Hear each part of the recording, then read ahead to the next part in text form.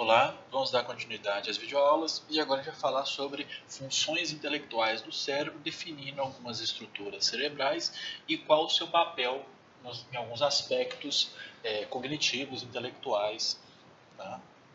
Então, só relembrando, aqui a gente tem a imagem do tronco cefálico, tá? A gente tem aqui essa estrutura que é o mesencéfalo, temos essa estrutura que é a ponte e essa estrutura que é o bulbo ou medula oblonga. Tá?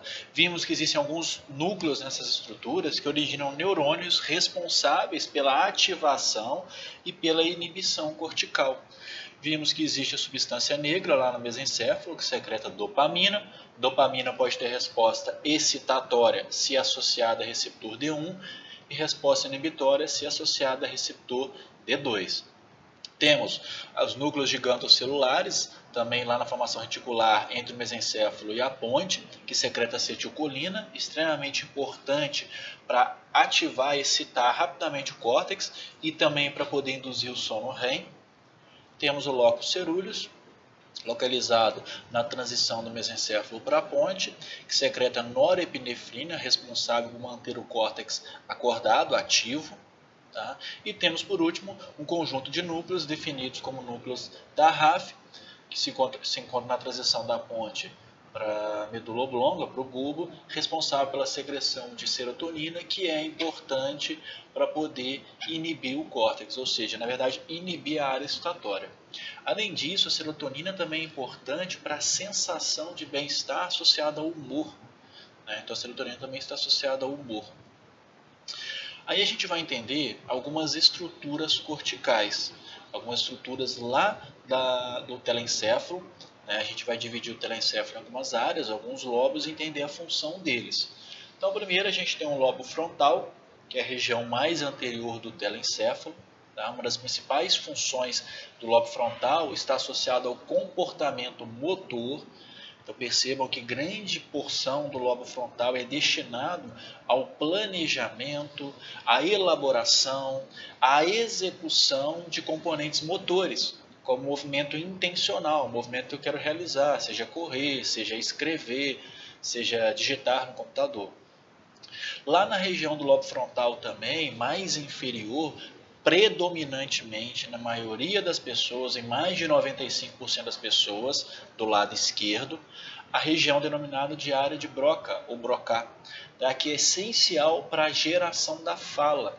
A área de Broca ela é importante para elaborar o plano motor para executar a nossa fala.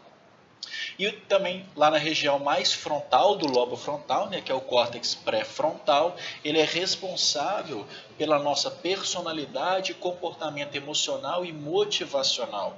Ele é responsável pelas nossas racionalidades, pela nossa capacidade, por exemplo, de elaborar alguma estratégia, a nossa capacidade de solucionar problemas. Tá? Então o lobo frontal é extremamente importante. Ele é importante para controlar impulsos emocionais, que a gente vai discutir quando a gente falar mais sobre o sistema límbico. Temos o lobo parietal, que ele é posterior ao lobo frontal. Tá? A gente vai ter ali o giro central, que divide o lobo frontal do lobo parietal, na verdade o sulco central. Tá? Então, o lobo parietal é responsável pelo processamento e percepção da informação sensorial. Então, praticamente, todas as informações sensoriais que a gente recebe vão ser transmitidas para alguma área específica lá no lobo parietal para ser processado. Então, o lobo parietal é importante, por exemplo, para interagir informações sensoriais da pele com informações visuais. Então a gente faz toda essa inter-relação entre todas as informações para a gente conseguir ter a capacidade de perceber o ambiente ao nosso redor. Ele recebe informações do lobo occipital, que está associado à visão, e envia informações para o lobo frontal e para a área de Wernicke.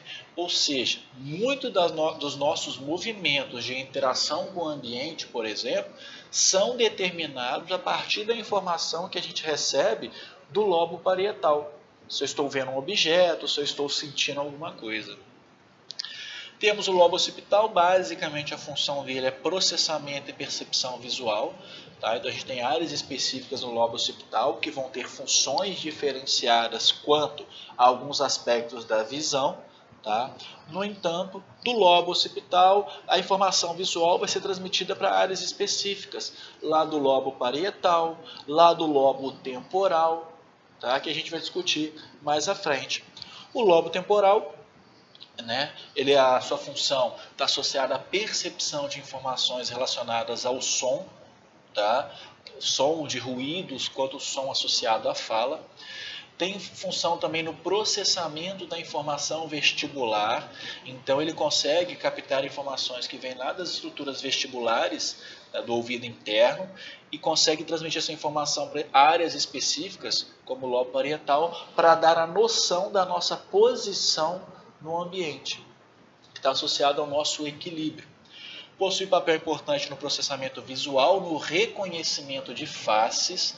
Tá? Então, o lobo temporal, mais internamente, mais medial, ou seja, mais para dentro do cérebro, ele tem uma área extremamente importante para reconhecimento de faces. E daqui a pouco a gente vai discutir alterações nessas áreas, que tipo de manifestação ela pode apresentar.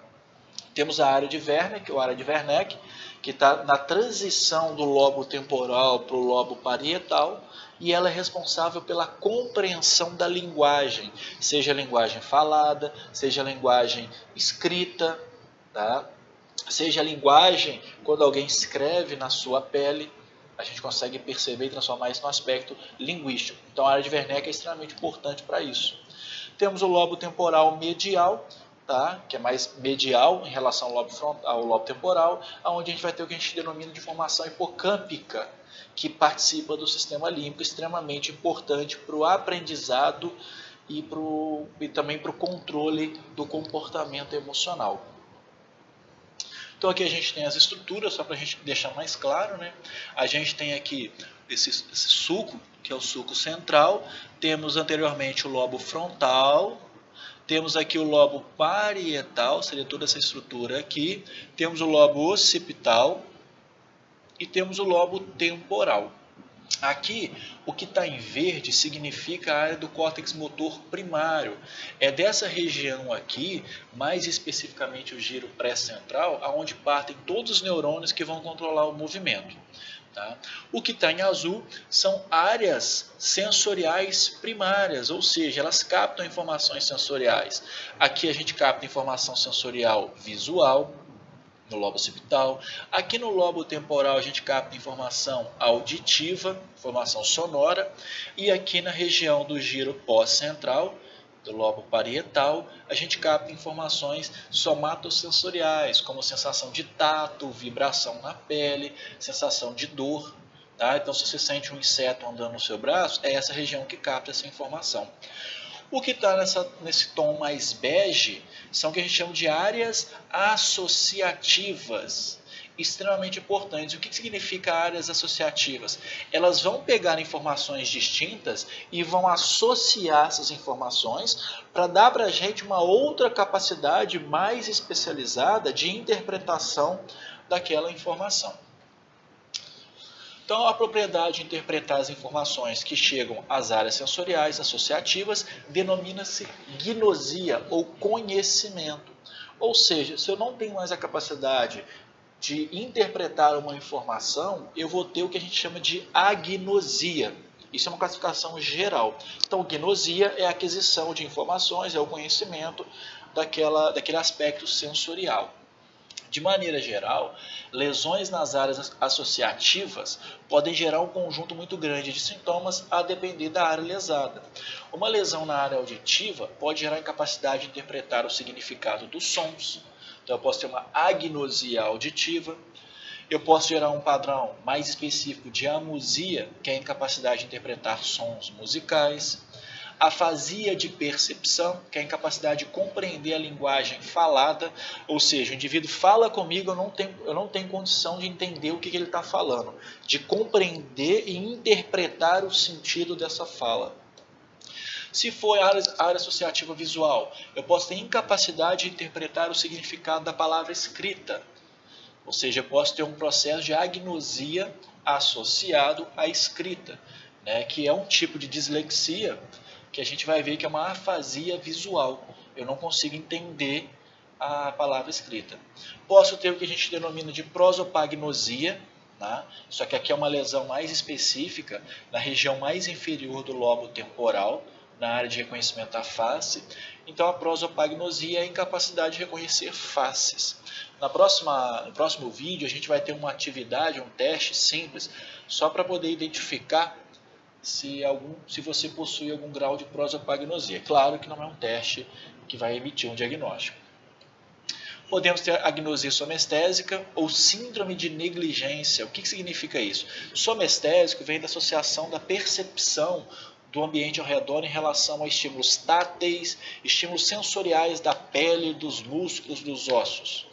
Se você tem uma agnosia somestésica, significa que você pode ter incapacidade de reconhecer alguma parte do seu corpo.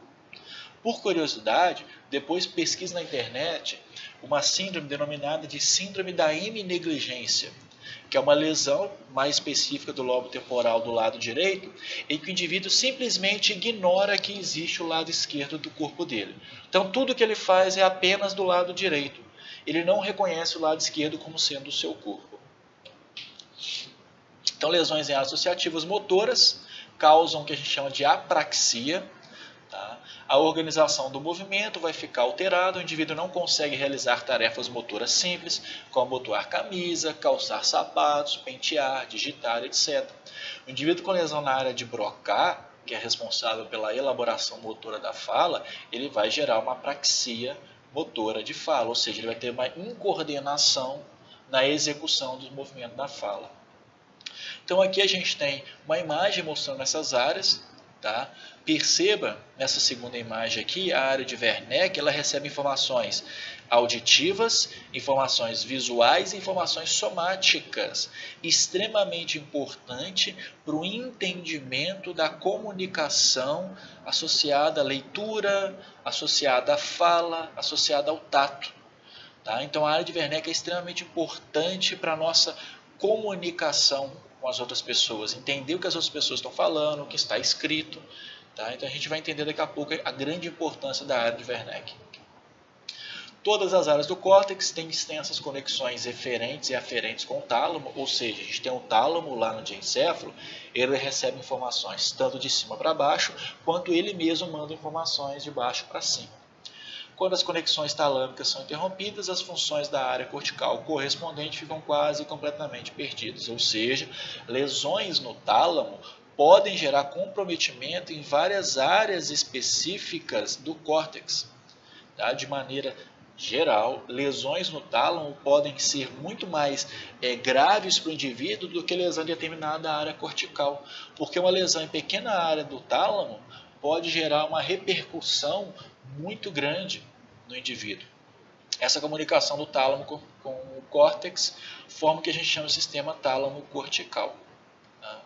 Então aqui a gente entende que existem várias áreas associativas, várias áreas específicas lá no telencéfalo. Tá? Daqui nós só uma outra imagem mostrando isso, a gente vai falar mais sobre isso. Tá? E aqui uma outra imagem demonstrando várias áreas. Por exemplo, a área de Wernicke, compreensão da fala, extremamente importante a compreensão da fala. Córtex motor primário, está associado ao movimento voluntário. A gente tem aqui a área do córtex pré-motor, mais anterior, não fica no lobo pré-frontal, é a área pré-motora, está associada à coordenação de movimentos complexos. A área de Broca, formação da fala, coordenação da fala, ela elabora o plano motor para a fala. Temos aqui na frente do lobo frontal na frente do lobo temporal e inferior ao lobo frontal, o córtex de associação límbica. Tá? Que tem uma função extremamente importante na nossa resposta motivacional, emocional e também no nosso aprendizado, na consolidação da memória. Tá? Então perca um tempo analisando essa imagem só para compreender como várias áreas do nosso telencéfalo vão ter funções distintas, mas que muitas vezes são funções que se associam. Então com isso a gente finaliza essa videoaula.